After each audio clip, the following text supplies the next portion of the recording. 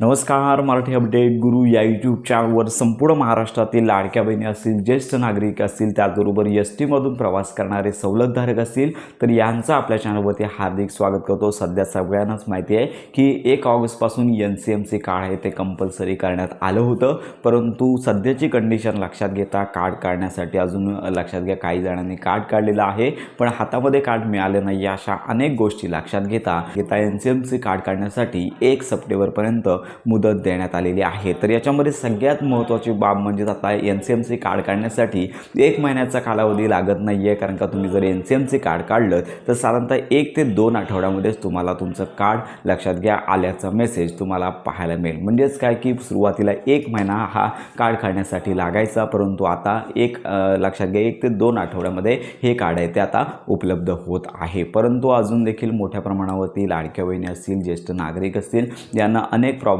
येत आहेत, त्यामुळे त्यांना 1 महिना मुदतवाढ मिळालेली आहे. तर रिचार्जचा देखील महत्त्वाचा प्रश्न आहे. सध्या तरी रिचार्ज 2च प्रकारे केला जातो. एक म्हणजे तुम्ही जवळचे अधिकृत एजंट किंवा ST महामंडळ असेल या ठिकाणी जाऊन तुम्ही रिचार्ज करू शकता, आणि दुसरं म्हणजे तुम्ही बसमध्ये जे कंडक्टर आहेत यांच्याकडे देखील रिचार्ज करू शकता. 100 रुपये 200 रुपये तुम्हाला जेवढा रिचार्ज करायचा आहे तो तुम्हाला रिचार्ज करता येणार आहे. पण एवढं आहे की 100 रुपयाला 100 रुपये मिळत नाही आहेत, त्याच्यामध्ये टॅक्स, सर्व्हिस टॅक्स जो आहे अशा सगळ्या गोष्टी कट होऊन साधारणतः 86 ते 87 रुपये तुम्हाला 100 रुपयाच्या रिचार्जवरती मिळत असतात. आपण कुठल्याही प्रकारे फोनपे असेल, Google पे असेल यांच्या माध्यमातून सध्या रिचार्ज होत नाही आहे, कारण का तशी सर्व्हिस अजून सुरू झालेली नाही. तर अशी ही अपडेट आहे आणि आपण सांगत आहोत की जे कार्ड आहे ते मिळाल्यानंतर लाडक्या बहिणींनी नाव चेक करायचे आहे. त्यानंतर तुमचं महिला सन्मान निधी योजना असेल तर अशा प्रकारचा MS तिथे स्टेटस देण्यात आलेला आहे तो चेक करायचा आहे. MSY असलं पाहिजे. त्यानंतर जनरल असेल तर तसा स्टेटस असतो. तर संपूर्ण माहिती चेक करायची आहे जेणेकरून तुम्हाला